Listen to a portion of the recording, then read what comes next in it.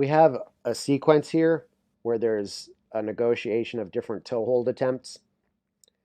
The top man, up until very recently in this film strip, was going for a punishment hold that involved stretching out the crotch with the objective of getting the other man's shoulders on the ground. But since his pinning mechanic and his pinning pressure didn't sufficiently keep the bottom man down, what he ended up doing was exposing a toe hold. And the funny thing about the use of the word toe hold in these old catch wrestling formats is that it doesn't necessarily mean making a key lock style figure four grip with your hands like you would in a double wrist lock, aka Kimura or Americanas. It actually usually involves hands gripping the shoe material and just twisting the ankle around. And that's usually a punishment hold with the specific objective of getting the guy to voluntarily pin himself. But this is actually kind of like a special sequence of different varieties of toe hold pressure.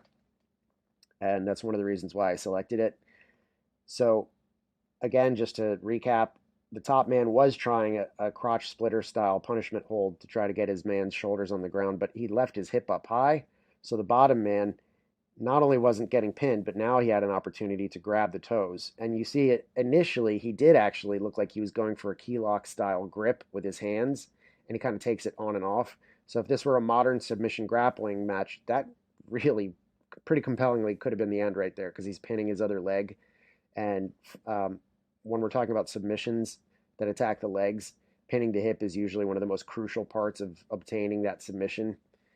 But again, since this is an old catch wrestling match and a theatrical one, meaning it was probably scripted and AKA fixed, he's just trying to go for the punishment hold to get the man to voluntarily pin his back down. But he does a lot of really interesting things, including using his other foot to pin down the bottom man's other leg, and then inserts his shin just above the knee, or below the knee rather, as sort of like a calf slicer element, which that's not going to slice anyone's calf because that part of the bone near the knee is actually kind of thick, and for slicers you need the thinnest part of the bone to actually get a slicer mechanic.